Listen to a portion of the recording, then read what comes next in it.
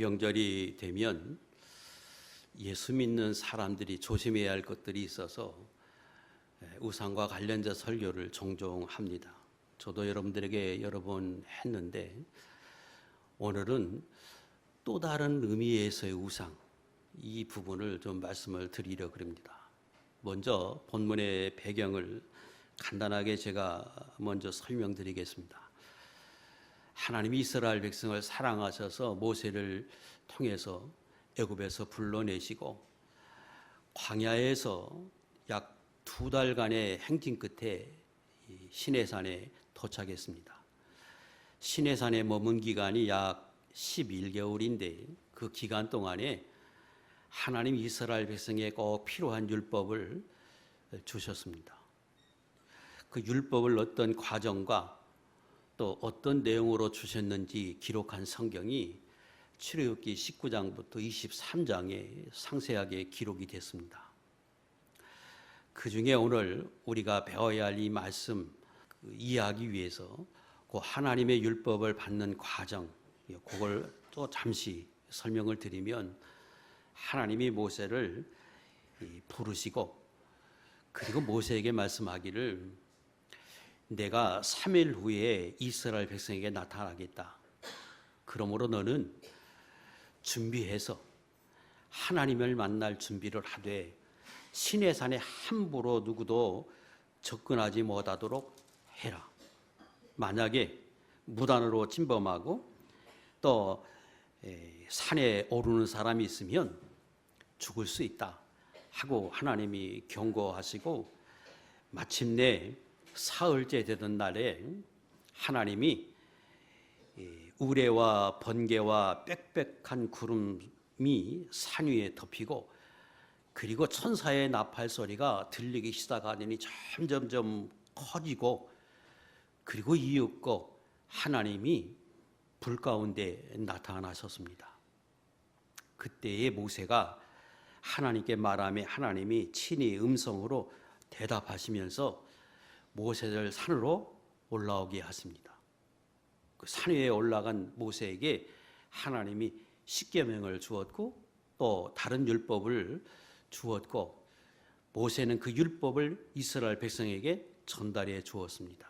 자, 그것이 19장부터 오늘 우리가 배우려고 하는 18절 이전까지의 내용입니다. 이런 일이 있고 난 이후에 하나님이 또다시 18절 다시 나타나십니다. 이번에도 우레와 번개와 나팔 소리와 산의 연기 가운데 하나님이 나타나셨습니다. 이것은 지금 하나님이 이스라엘 백성들에게 당신이 어떤 분인지를 보이기 위해서 나타나셨는데, 그 광경을 이스라엘 백성이 멀리 서서 바라보고 있으면서 그들이 19절 대단히 두려워합니다. 신명기 5장 25절에 이 말씀을 표현하기를, 그들이 하나님의 나타나셔서 말씀하시는 그 음성을 듣고 나타나시는 모습만 봐도 죽을 것 같아서 두려워했다고 성경은 기록합니다. 읽겠습니다. 시작. 이에 우리가 죽을 까닭이 무엇이니까? 이 큰 불이 우리를 삼킬 것이요 만일 우리가 우리 하나님 여호와의 음성을 다시 들으면 죽을 것이라. 이런 두려움이 있었습니다. 그래서 하나님도 아시고 또 실제로 그럴 수 있기에 19장 21절에서 하나님이 그들에게 경고하십니다. 누구든지 함부로 산에 올라서 보려고 침범하지 말라. 그러면 죽을 수 있다. 이렇게 말씀하십니다. 그런 두려움에 빠진 이스라엘 백성이 모세에게 요청하기를, 하나님이 우리에게 직접 말씀하지 말고 당신이 우리에게 말해주면 우리가 그 말씀을 그대로 순종하겠습니다. 하나님이 제발 우리에게 직접 나타나서 이 말씀하는 것 이거 없이 해달라고 부탁합니다. 이유는 죽을 수 있을 것 같다. 이것이 19절의 내용입니다. 신명기 5장 22절은 이 부분을 이렇게 설명합니다. 여호와께서 이 모든 말씀을 산 위 불 가운데 구름 가운데 흑암 가운데에서 큰 음성으로 너희 총회에 이르신 후에 더 말씀하지 아니하시고 그것을 두 돌판에 써서 내게 주셨느니라. 너희가 그런 두려움으로 모세를 통해서 내게 이야기한 것을 내가 들었다. 그래서 이제는 직접 너희에게 나타난 것과 같은 모습으로 나타나지 않고 더 이상 내 음성으로 너희에게 말하지 않겠다.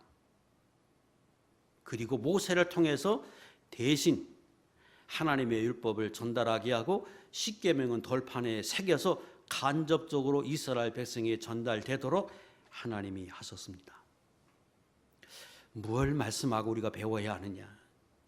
첫째, 하나님이 이렇게 하신 것은 당신이 어떤 분인 것을 지금 그들에게 드러내고 싶어 하셨습니다. 하나님은 창조주이고 모든 만물을 다스리는 분이십니다. 그분은 처음에부터 계셨는데 스스로 계신 분이고, 그리고 유일하게 창조하셨을 뿐 아니라 실제로 세상 만물을 다스리는 분이 하나님이십니다.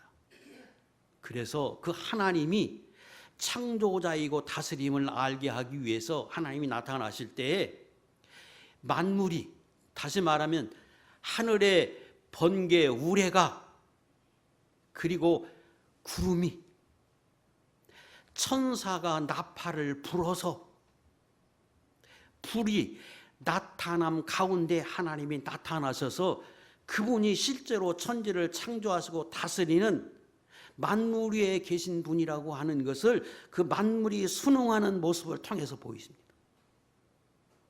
하나님이 얼마나 위대하시고 큰 분이신 것을 그렇게 드러내십니다.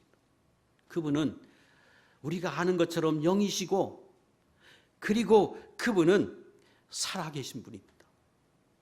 그래서 눈으로 볼 수는 없지만 실제로 살아계시기에 모든 것을 보시고 아시고 판단하시고 말씀하시고 그리고 상고를 하십니다. 인격적인 하나님이십니다. 디모데전서 6장 16절은 그 하나님이 얼마나 크신 분인지 이것을 신약시대 때 우리에게 이렇게 말씀하십니다. 시작. 오직 그에게만 죽지 아니함이 있고 가까이 가지 못할 빛에 거하시고 어떤 사람도 보지 못하였고 또 볼 수 없는 이시니 그에게 존귀와 영원한 권능을 돌릴지어다. 아멘. 지극히 거룩해서 너무나 크신 분이기에 인간이 그분을 볼 수 없다고 성경은 말하고 보면 살 자가 없다고 성경은 말합니다.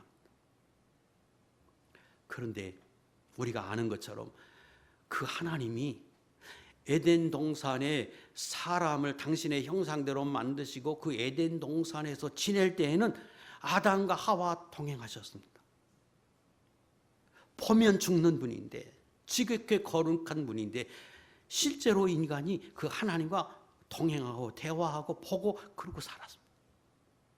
그런데 인간이 죄를 범하고 나니까 하나님이 에덴 동산에 쫓아내시고 하나님과 인간과의 관계 속에 영이 단절됐습니다. 이후로 인간이 하나님을 만날 수 있는 것은 하나님이 찾아오셔야만 가능했고, 그리고 누구라도 그 하나님 앞에 나가서 보려고 하면 죽었습니다. 그러므로 하나님이 어떤 분이신 것을 창세기에서 말씀하실 뿐 아니라 이후에 타락한 인간에게 하나님이 어떤 분인 것을 이스라엘 백성들에게 이렇게 나타났습니다. 출애굽기 33장 20절. 그러므로 이르시되 내가 내 얼굴을 보지 못하리니 나를 보고 살 자가 없음이니라. 자, 그럼에도 신약시대 때 저와 여러분은 그 하나님을 모시고 삽니다. 마치 에덴 동산에 사는 것처럼. 자, 이 부분은 이 뒤에서 조금 설명할 기회가 있고 또 오늘은 그 시간은 아니니까 너무 두려워할 필요는 없습니다. 다만 그렇게 거룩하시고 위대하신 하나님이시다. 그런데 그 하나님을 오늘 신약시대 때 저와 여러분이 모시고 사는 은혜를 누렸다. 그런데 그 하나님을 모시고 누릴 수 있는 아주 큰 비결이 우리의 거룩한 삶과 연결되어 있다. 이 부분을 우리가 꼭 기억해야 합니다. 자, 두 번째, 하나님은 오늘 본문을 통해서, 아니 이 사건을 통해서 알게 하시는 것은, 그러므로 신약시대 때, 아니 타락한 이후에 그 하나님 앞에 나가기 위해서는 중보자가 필요했다고 하는 사실을 지금 말씀해 주고 계십니다. 이스라엘 백성이 그 거룩한 하나님의 백성 맞습니다. 그런데 그 하나님이 나타나실 때 두려워서 모세를 통해서 중개 역할을 요청합니다. 직접 하나님 나타난 거 두렵다. 그러므로 당신이 하나님께 듣고 그 들은 것을 우리에게 말해주면 우리가 그대로 순종하겠다. 이렇게 모세에게 요청하고 실제로 하나님의 그 음성을 들으시고, 아까 제가 신명기 5장 22절에 찾아드린 것처럼 하나님도 실제로 그 이후로부터 직접 나타나시지 않고 간접적으로 나타나서 말씀하고 증거해 주었습니다. 이 말씀을 기록하고 난 이후에 신명기 18장 15절에 보면 하나님께서 모세를 통해서 이렇게 말씀하십니다. 이후에 이전에 모세가 하나님과 너희 사이에서 중개 역할을 했지 않느냐. 이후에도 그와 같은 사람을 내가 너희에게 보내줄 것을 예언하십니다. 내 하나님 여호와께서 너희 가운데 내 형제 중에서 너를 위하여 나와 같은 선지자 하나를 일으키리니 너희는 그의 말을 들을지니라. 모세가 죽고 나면 이스라엘 백성이 하나님과의 당신들과 그 중개 역할을 했던 모세가 사라질 때 그 얼마나 실망하고 두려웠겠습니까? 그때 하나님이 모세의 입을 통해서 말씀해 주는 거예요. 나와 같은 선지자 이후에 보내줄 것이다. 그런데 그분이 누구냐? 예수 그리스도이십니다. 디모데전서 2장 5절 읽겠습니다. 시작. 하나님은 한 분이시요 또 하나님과 사람 사이의 중보자도 한 분이시니 그 사람이신 그리스도 예수라. 그분이 예수입니다. 그래서 처음 사람은 분명히 에덴 동산에서 하나님과 동행하며 살았는데 인간이 타락하고 나니까 그 기회가 사라졌습니다. 그러면 하나님 영원히 사라지게 하셨느냐? 그게 아니라 예수 그리스도를 통해서 다시금 그 하나님 앞에 나아갈 수 있는 길을 여셨고, 그리고 영원히 천국에 들어갈 수 있는 길을 예수 그리스도를 통해서 내실 뿐 아니라 실제로 이 땅에 사는 동안에도 에덴 동산에와 같이 하나님과 동행하면서 그 하나님과 같은 은혜를 누리며 살아갈 수 있는 기회를 우리에게 주셨는데, 그게 누구로 가능했느냐? 예수 그리스도를 통해서 가능하게 하셨습니다. 그래서 예수님이 유일한 중보자 되신다.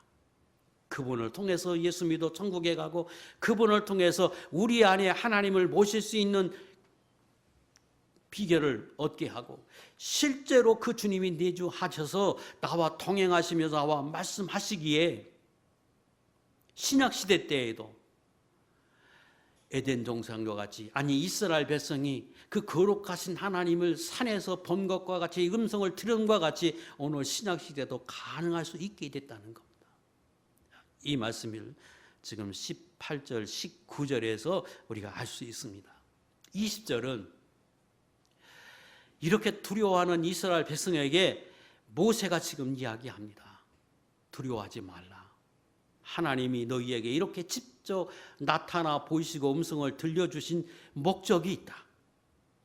그 목적을 4가지 정도로 우리가 말씀드릴 수 있는데, 첫 번째, 거기 있는 것처럼 너희를 시험하고자 하십니다. 여기 시험하고자 하셨다는 말은 이스라엘 백성들에게 하나님이 말씀하시고 하나님이 보이시고 하나님이 이런저런 모습으로 모세를 통해서 직접 하나님이 여러 가지 형태로 그들에게 알게 하십니다. 그리고 하나님이 보신 거예요. 어떻게 하시는지. 그래서 하나님이 모세에게 올라와라. 그리고 내가 3일 후에 너희에게 나타날 거니까 너희가 가서 이스라엘 백성에게 말해라. 하나님이 나타나실 것이니까 너희가 성결하게 준비해야 한다. 그래서 옷도 빱니다.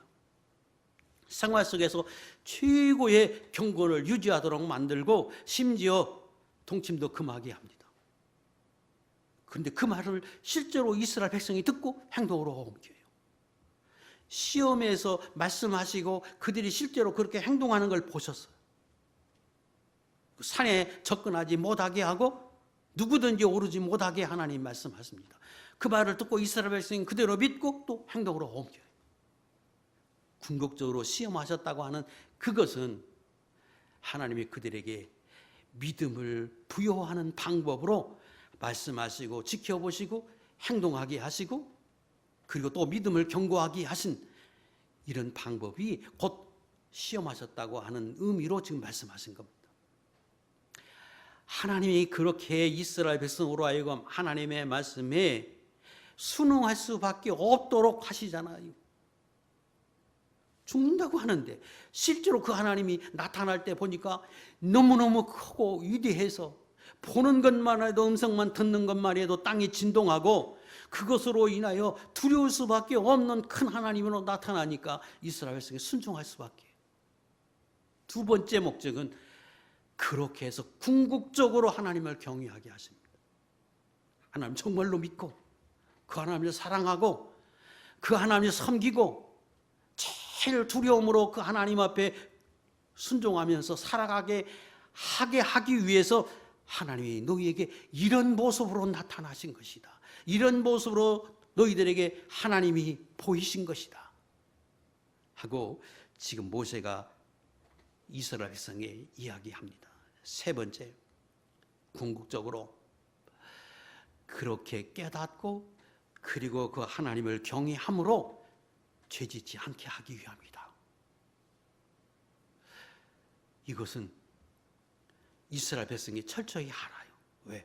에덴 동산에 쫓아낸 것이 하나님의 말씀을 어겨서 쫓아낸 것, 그거 지금 말씀하고 나는 지극히 거룩한 분이다. 그러므로 내가 너희에게 가까이 가기 위해서는 너희가 성결하게 준비해야 한다. 그래서 실제로 옷도 빨게 하고 또 하나님 앞에 가까이 못하게 산에 근접하지 못하게 줄을 치게 하고 멀리서 하나님을 보게 합니다. 철저히 하나님 앞에 죄를 멀리 하는 사람이 되도록 하나님이 만드십니다. 세 번째가 그래요. 네 번째, 궁극적으로 왜 그렇게 하십니까? 궁극적으로는 복을 주시기 위함이지. 실제로 에덴 동산에서와 같이 그 하나님이 우리와 내주하시는 하나님이 우리와 나와 실제로 동행하면서 에덴 동산에서 누렸던 그 은혜를 실제로 누리고 살게 하기 위해서 하나님이 이런 과정을 거치신 거지. 그래서 24절에 그렇게 말씀하십니다. 내가 내 이름을 기념하게 하는 모든 곳에서 내게 임하여 복을 주리라. 어떻게 하면? 그 앞에 쭉 말씀하는 걸 너가 이렇게 살면. 궁극적으로는 복을 주시기 위해서 하나님이 이렇게 지금 말씀하고 계십니다. 자, 이제 21절에서 23절 오늘 주로 보려고 하는 말씀을 좀 살펴보겠는데, 자, 이런 과정을 통해서 하나님이 모세를 다시금 산 위로 불러 올립니다. 21절에 보면 백성은 멀리 서 있고 모세는 하나님이 계신 흑암으로 가까이 나갔다 이렇게 말씀하십니다. 그때 흑암은 하나님이 계신 곳이 캄캄했다 이런 의미가 아니지요. 반대해야 되는데 흑암이라고 표현한 것은 이스라엘 백성이 멀리서 보니까 모세가 걸어서 올라가는 게 보이다가 어느 순간부터 안 보였겠지요. 산으로 올라가니까. 그리고 산 위에는 구름이 빽빽한 가운데 하나님이 나타나셨으므로 보이지 않았어요. 그러니까 이스라엘 백성이 볼 때에는 저 멀리 어둠 속으로 흑암으로 높은 산으로 사라진 것처럼 보인 걸 이렇게 말씀하십니다. 그래서 모세가 하나님 앞에 가까이 나가게 하시고 그리고 22절 거기서 하나님이 모세에게 말씀하십니다. 너는 가서 이스라엘 백성에게 이렇게 이야기하고 이걸 가르쳐야 하고 이걸 알게 해야 한다. 그리고 모세는 내려와서 그걸 이스라엘 백성에게 말씀하셨습니다. 오늘 3절까지 보는데 그 23절에 두 가지를 말씀하십니다. 하나님이 당신을 보이시고 나타내시고 그 목적이 무엇이었는지, 하나님이 어떤 분이신 것을 그들이 철저히 깨닫게 하고 난 이후에 모세를 불러서 하나님이 말씀하신 거예요. 지금 언제 말씀하셨느냐? 이 앞에 제가 서두에 말씀드린 대로 십계명을 주고 난 이후에요. 먼저 두 가지를 경계해 주셨는데 그 중에 하나가 신상을 만들어 섬기지 말라는 겁니다. 다시 말하면 하나님을 섬길 때 만들어 섬기지 말라는 거예요. 말씀만 들으면 이렇게 생각할 수 있죠? 아니 어떻게 감히 사람이 하나님을 만들어 섬길 수 있을까? 아니 신약시대 때 이스라엘 백성들에게 어떻게 하나님이 이 말씀을 하신다는 것은 그러면 오늘 이 시대에도 우리가 잘못하면 하나님을 만들어 섬기는 것이 될 수 있기에 이렇게 말씀하신 것으로 들리는데 과연 그런 사람이 있을까? 우리 그렇게 생각할 수 있습니다. 그런데 이 말씀을 20장에서 했는데 32장에 가면 실제로 이스라엘 백성이 하나님을 만들어 섬깁니다. 우리가 잘 알지요? 32장 1절 띄워보세요. 백성이 모세가 산에서 내려옴이 더딤을 보고 모여 백성이 아론에게 이르러 말하되 일어나라 우리를 위하여 우리를 인도할 신을 만들자. 그래서 다 하나님을 대신에 하나님을 만드는 거니까 제일 귀한 걸 드려야 하겠죠. 금 가져와라. 그래서 집 안에 있는 금붙이 가져오게 하고 그걸 녹여서 금송아지를 만들어서 크게 만들어서 세워놓고 이게 하나님이다. 이렇게 섬겼습니다. 실제로 십계명에 하나님이 1계명은 나 외에 다른 신을 내게 있게 하지 말라고 말씀하시고 두 번째가 만들어 섬기지 말라는 거예요. 그 어떤 것으로 만들지 말라. 실제로 만들었기 때문에 영적으로 보면 오늘도 실제로 우리가 하나님을 섬기긴 섬기는데 잘못하면 내가 만들어 섬기는 것과 같은 모습으로 섬길 수 있기에 교훈하는 거예요. 자, 생각해 봅시다. 이스라엘 백성이 모세가 산에 올라갔는데 안 내려와요. 불안해요. 그런데 하나님이 살아계신 건 알아요. 모르면 안 만들지요. 그리고 그분이 인도해 줘야 산다고 하는 걸 그들이 알아요. 그런데 눈에 안 보여. 그래서 금을 가지고 와서 그걸로 하나님의 형상을 만들었습니다. 이스라엘 백성이 하나님을 모르는 게 아니에요. 하나님을 잘 알아요. 그분이 얼마나 위대하신지, 그분의 도움을 잊고 살아야 하는지 알아요. 다시 말하면 믿음이 있다는 거지요. 두 번째, 하나님을 만들어야 하니까 금은 뭐가 제일 귀한 거, 자기가 가진 소중한 거 갖다 하나님께 드렸어요. 오늘 우리로 표현하면 채물도 갖다 드린 거예요. 시간도 드린 거예요. 자기의 제일 귀한 걸 갖다가 바쳤어요. 세 번째, 그리고 하나님을 섬겨요. 제가 32장을 여러분 알고 설교했기 때문에 찾지는 않겠어요. 그걸 만들어 놓고 그들이 너무너무 기뻐서 찬송하며 경배하며 막 축제를 벌이잖아요. 그거 하나님께 찬양한 거예요. 하나님 앞에 예배, 그 예배를 기쁨과 감사의 찬양의 예배, 경배와 찬양, 축제적인 예배를 드려요. 그런데 정작 하나님 뭐라고 하지? 진노하잖아요. 진노해요, 하나님. 그러면서 다 멸하고 싶다. 그리고 모세에게 너만 살려서 너 후손을 통해서 대신해서 큰 민족을 이루고 싶다고 하나님 말씀하셨어요. 얼마나 진노하셨는지. 자, 지금 하나님 앞에 믿음이 있었어요. 하나님 없으면 못 사는 줄 알아요. 제물도 드렸어요. 예배도 드렸어요. 기쁨으로 정성을 다해서. 그런데 하나님이 도와줘. 그럴 수 있다는 거잖아요. 그럴 수 있다는 거예요. 그래서 교훈 삼아야 합니다. 그래서 교훈 삼도록 성경에 기록하고 오늘 우리에게 말씀하신 거예요. 십계명을 주고 그 다음에 나타나서 하나님이 모세를 부르시고 올라간 뒤에 처음에 말씀하신 거예요. 나를 만들어 섬기지 말라.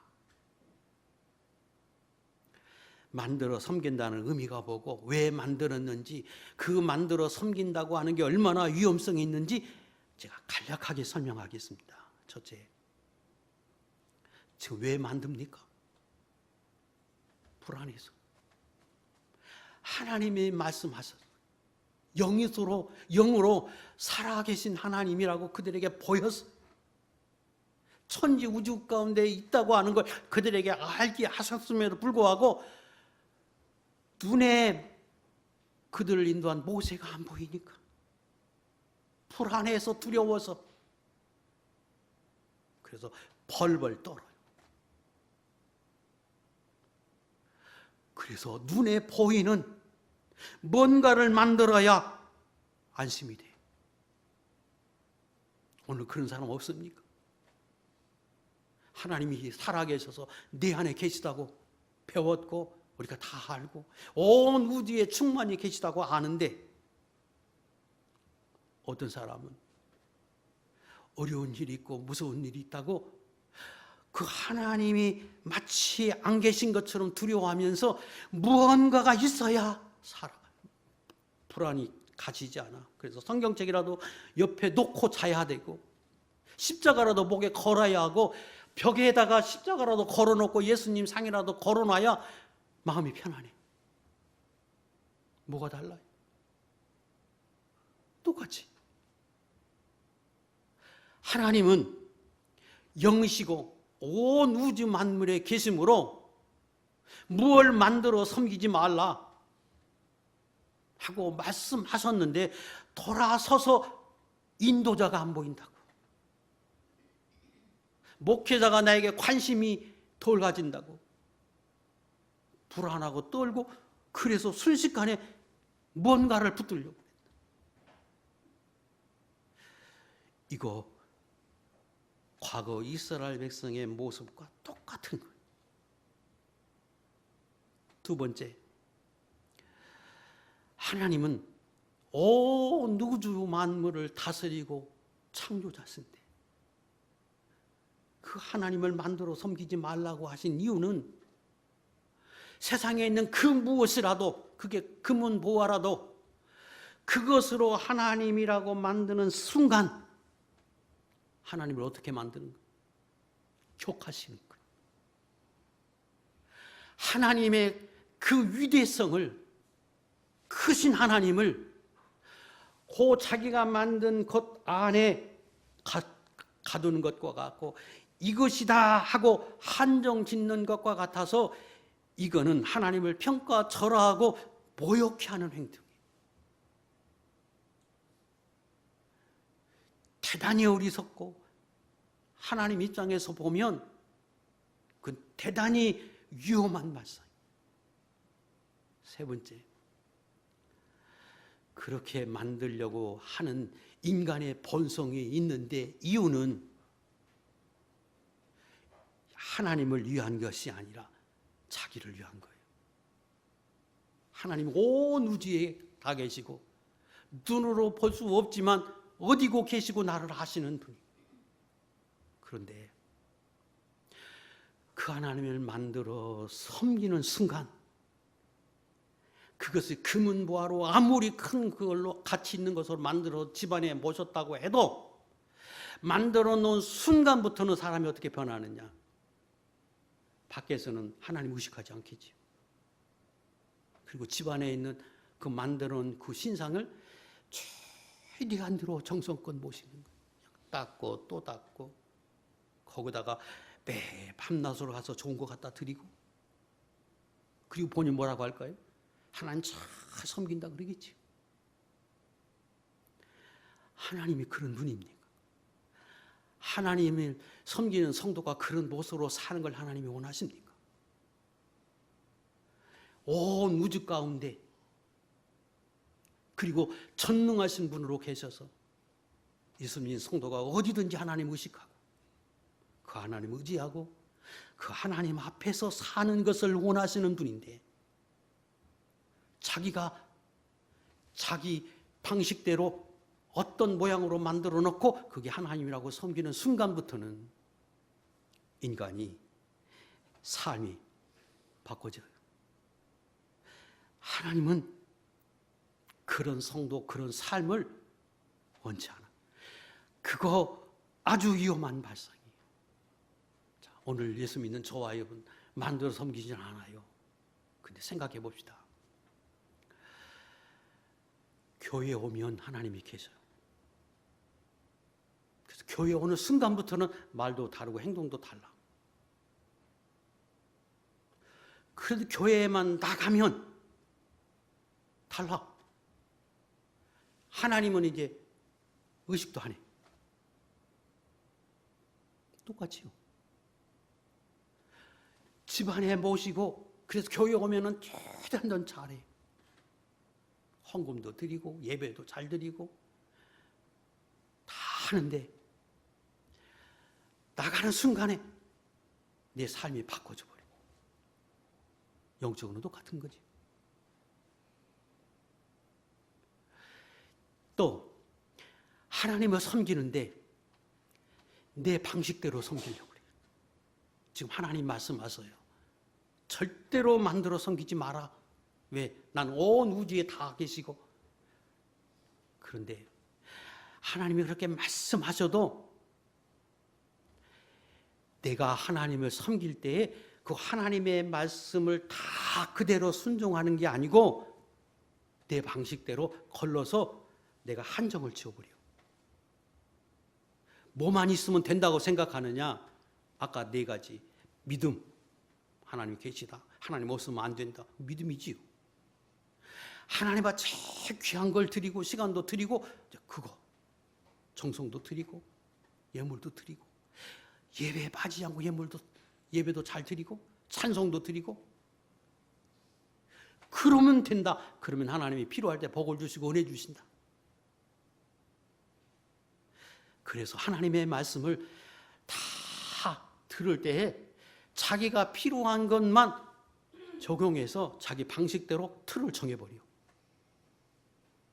하나님은 절대로 만들지 말라 그랬는데 그거는 빼버리고 집안에다가 금으로 잘 만들어 모셔. 자기 방식대로 자기 뜻대로 한계를 서서 섬겨요. 교회를 하나님을 섬기려고 해도 내가 딱 주일날만 가자. 그리고 조금 더 하면 내가 주일 오후까지는 가자. 기도도 하루에 뭐 정해놓고 자기 틀 안에서 하나님을 섬기는 그 삶을 하나님의 말씀에 기초를 두고 들리는 대로 순종하려고 살고 하나님의 인도대로 살려고 하는 게 아니고 자기가 하나님 말씀을 듣고 그 속에서 자기가 틀을 정해서 자기 나름대로 한정을 지어서 섬기려고 해요. 이렇게 섬기면 잘 섬기는 거야. 나는 이렇게 섬길 거야. 아무리 말씀하셔도 아무리 감동해 줘도 자기 나름대로의 틀을 만들어서 섬기려고 해요. 이것도 영적으로 보면 같은 유의 모습일 수 있다. 하나님을 섬길 때에 하나님이 말씀하고 물론 우리가 온전히 다 할 수 없어요. 저도 그렇고 다 여러분 그렇게 할 수 없어요. 그러나 내 중심이 내 삶이 내가 하나님 앞에서 그 어떤 말씀을 걸러서 내가 틀을 정해서 한정을 지어서 내 방식대로 섬기려고 하고 그러면 된다고 여겨서 평생 변하지 않고 그렇게 섬겨요. 이것은 오늘 현대인들에게 있을 수 있는 범하기 쉬운 아주 옳지 않은 것 중에 하나일 수 있다. 이것을 우리가 깨닫고 하나님을 섬길 때는 언제나 하나님의 말씀을 바탕에 두고 그 말씀대로 섬기려고 애쓰고 수고해야 합니다. 물론 저와 여러분이 섬기는 우리 교회는 또 저도 여러분들도 하나님의 말씀에 소중히 여서 그런 분들만 남았어요. 사실은 설교도 딱딱하고 하나님의 말씀을 계속 들어야 하니까 찔리기도 하고 다른 이야기는 안 하니까 목사가 말씀대로 섬기려고 하시는 분들이 맞아요. 소중한 거고 귀한 것입니다. 끝까지 우리가 사는 날 동안 하나님의 말씀보다 다른 것을 더 소중히 여겨서 자기 방식대로 자기 틀을 정해놓고 섬기려고 하는 이런 모습은 우리가 없어야 한다. 어떻게 하든지 하나님이 주신 말씀에 기초를 두고 살려고 해야 한다. 이것이 하나님이 첫 번째 이스라엘 백성에게 말씀하시는 거였습니다. 하나님을 만들어 섬기지 말라. 내 방식대로 섬기려 하지 마라. 이것이 첫 번째 하나님이 주신 경고였습니다. 두 번째는 너희를 위해서 섬기지 말라는 거예요.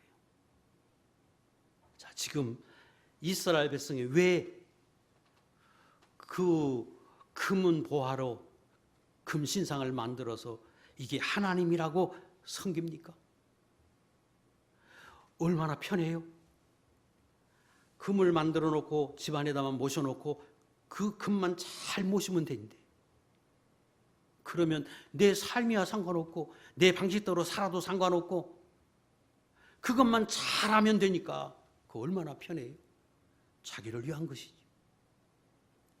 하나님 중심이 아니고 하나님이 뭘 원하시는지 뭘 말씀하시는지 하나님 뭘 기뻐하시는지 그걸 깨달아서 그렇게 살려고 하는 중심이 아니고 하나님이 계신 줄 알고 그 부분이 인도해 줘야 산다고 하는 것도 알고 그래서 내가 하나님 앞에 복을 받고 은혜를 입고 살려고 하는 그것도 있어요. 그런데 그 목적이 하나님의 영광을 위하고 하나님의 뜻을 위하기보다 목적이 자기를 위하고 자기의 목적을 위하고 복을 받는 데에 더 목적을 두는 것, 이것을 하나님이 경계하셨습니다. 다시 띄워보세요. 출애굽기 32장 1절 백성이 모세가 산에서 내려옴이 더딤을 보고 모여 백성이 아론에게 이르러 말하되 일어나라 우리를 위하여. 하나님을 위한 게 아니고 우리를 위하여. 왜? 하나님이 인도해야 살거든. 그래서 신상을 만들고 그 신상을 잘 섬김으로 그들이 하나님의 너를 받고자 해서 지금 신상을 만들어 섬겼습니다. 하나님이 그걸 경계해서 오늘 우리에게 교훈하십니다. 우리가 아는 웨스트민스터 신앙고백 1계명은 하나님을 영화롭게 하고 그리고 그로 즐거워하는 것, 이게 인생이 가진 최고의 목적이고 제일 된 목적이라고 우리에게 교훈해 줍니다. 그래서 하나님을 기쁘시게 하고 그 기쁘시게 함으로 하나님이 내게 주시는 은혜를 누리고 사는 것, 그로 기뻐하며 사는 것, 이게 우리가 살아가야 하는데 이게 목적이 바뀌면, 우선순위가 바뀌면 이거 하나님이 기뻐하지 않는다 하는 것을 우리에게 알게 하십니다. 자, 말씀의 결론을 맺겠습니다. 오늘 저와 여러분은 이 험한 세상을 살아가면서 하나님을 보았고 하나님의 음성을 들은 것과 같이 우리는 하나님을 신뢰하고 삽니다. 그리고 하나님 없이는 살 수 없다고 이스라엘 백성이 믿는 것처럼 우리도 그렇게 믿습니다. 그리고 그 하나님 앞에 어떻게 하든지 정성을 다해서 예물도 드리고 시간도 드리고 기도도 드리고 우리가 최선을 다해서 봉사하고 헌신해서 살려고 합니다. 그런데 정작 하나님이 기뻐하지 않는다고 하면 무슨 의미가 있겠어요? 책망하려고 하는 것이 아니라 여러분이 드리는 헌신과 여러분이 드리는 믿음이 헛되지 않기 위해서 하나님을 기쁘시게 하고 그로 인하여 천국에서 이 땅에서 진정한 복을 누리고 살아야 하는데 알지 못해서 깨닫지 못해서 그러지 못한다고 하면 이거 얼마나 억울한 일이고 어리석은 일일 수 있겠습니까? 그래서 말씀드리는 겁니다. 그러므로 하나님 우리에게 교훈해 주신 두 가지, 절대로 하나님을 만들어 섬기려 하지 말라. 그저 언제라도 하나님이 말씀하시는 그 말씀을 들리면 그 말씀을 소중히 여기고 그 말씀도 살려고 하는 중심으로 살라. 끊어서 내 틀에 그걸 옮겨서 내 방식에 맞춰서 제단에서 하나님을 섬기려고 하는 모습으로 살지 말라. 그저 언제라도 감동해 주고 인도해 주시는 대로 그 하나님의 영광을 위해서 살려고 해라.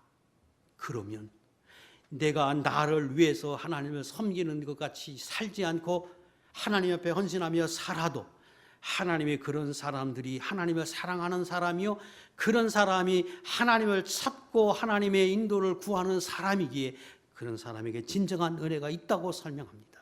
그런데 그게 반대가 돼서 똑같은 섬김인데 목적이 하나님의 말씀에 기반을 두기보다 자기 중심으로 섬기려고 하고 목적이 하나님의 영광보다 자기의 영광을 먼저 구하는 모습으로 살면 하나님이 기뻐하지 않는 우상일 수 있다, 우리에게 교훈해 주십니다.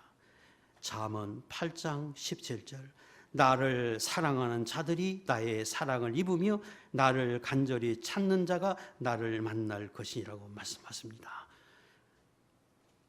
여러분들은 그 어떤 분들보다도 어떤 교회보다도 하나님의 말씀대로 살려고 애쓰십니다. 그 중심을 여러분이 끝까지 가지시고, 그러나 내가 알지 못하는 또 다른 연약한 부분이 있을 수 있음을 깨닫고 혹 그런 부분이 있다고 생각하면 오늘 말씀을 통해서 하나님 앞에서 그런 부분까지도 바로 해서 이 땅에서 섬김이 진정한 복이 되는 섬김이 되고 천국의 상을 얻는 귀한 종들이 될 수 있기를 주의 이름으로 축복합니다. 기도하겠습니다.